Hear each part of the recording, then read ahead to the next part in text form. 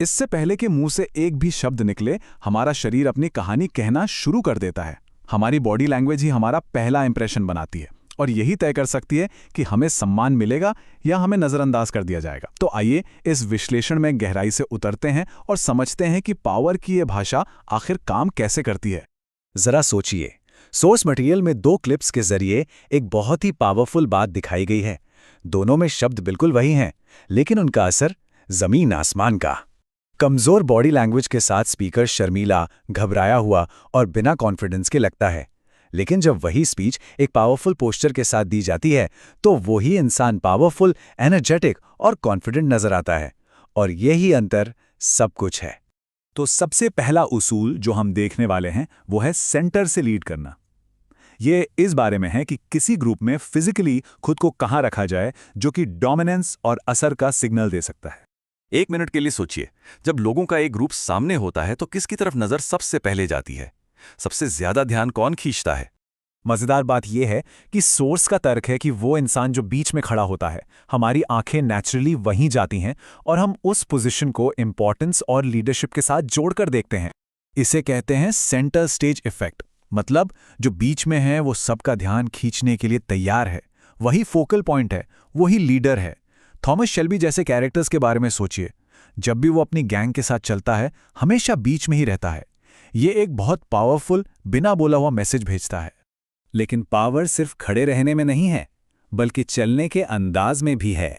चलिए हमारे दूसरे सिद्धांत पर चलते हैं, एक मकसद के साथ चलना और ये पता लगाना कि हर कदम में कॉन्फिडेंस कैसे झलके।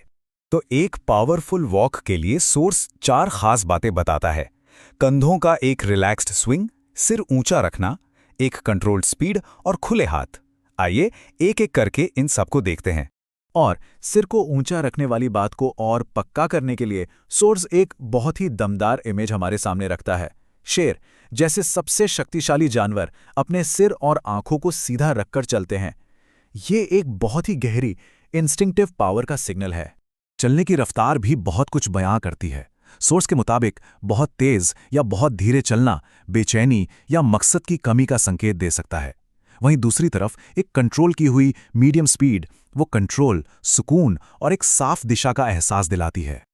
और हाँ, हाथों को भी नजरअंदाज नहीं कर सकते। हाथों को क्रॉस करके चलना एक तरह की क्लोज्ड वाइब देता है, जबकि दोनों हाथ जेब में रखना थोड़ी इनसिक्योरिटी दिखा सकता है। तो सोर्स का सुझाव बहुत सिंपल है, हाथों को नेचुरली स्विंग होने दें, या अगर एक हाथ जेब में रखना ही है तो दूसरे को बाहर रखें। चलिए अब बात करते हैं स्थिर पोस्चर की। मतलब जब कोई खड़ा है या बैठा है तो बिना एक शब्द कहे अपनी स्पेस पर हक कैसे जमाया जाए। सोर्स सबसे पहले कमजोर स्टांस के बारे में बताता है। पैर एक दूसरे के करीब होते हैं और कंधे झुके हुए। ये एक तरह से खुद को छोटा दिखाने और अधीनता का सिग्नल देता है। और फिर इसके ठीक उलट है पावरफुल स्टांस। पैर कंधों की चौड़ाई जितने खुले और सीना चौड़ा। ये आराम और अथॉरिटी का मैसेज देता है। एक मजबूत पावरफुल स्टैंस के 3 पिलर हैं। पहला, कंधे बिल्कुल सीधे और पीछे की तरफ, जैसे कोई सैनिक मैदान में खड़ा हो। दूसरा, चेस्ट खुली हुई लेकिन रिलैक्स्ड। और तीसरा, पैर कंधों की चौड़ाई पर, जो एक बैलेंस्ड और स्टेबल बेस बनाता है। और जब बैठने की बात आती है तो सोर्स 2 सिंपल से नियम बताता है।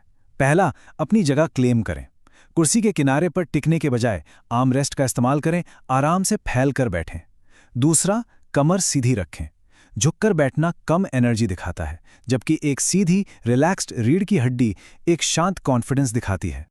और आखिर में बात करते हैं हाथों की भाषा की। क्या यकीन होता है कि सोर्स के मुताबिक सही हावभाव हमारे शब्दों के असर को 50% तक बढ़ा सकते हैं। तो यहाँ 4 पावरफुल जेस्चर्स हैं जिन पर गौर करना चाहिए। द स्वीप यानी हथेली खोलकर एक साइड से दूसरी साइड ले जाना, ये दिखाता है कि बातचीत पर कंट्रोल है। द फ्रेम, ये किसी आइडिया को वजन देता है। द कट, एक तेज वर्टिकल हाथ का मूवमेंट, ये किसी बात पर जोर देने के लिए है। और आखिर में द स्टीपल, जिसमें उंगलियों की टिप्स एक दूसरे को छूते हैं, ये शांत शक्ति और अपनी बात पर मजबूत यकीन को प्रोजेक्ट करता है। तो दिन के आखिर में बात बस इतनी सी है, हमारा शरीर हर पल कुछ न कुछ कह रहा है। सवाल यह है कि वो कौन सी कहानी सुना रहा है।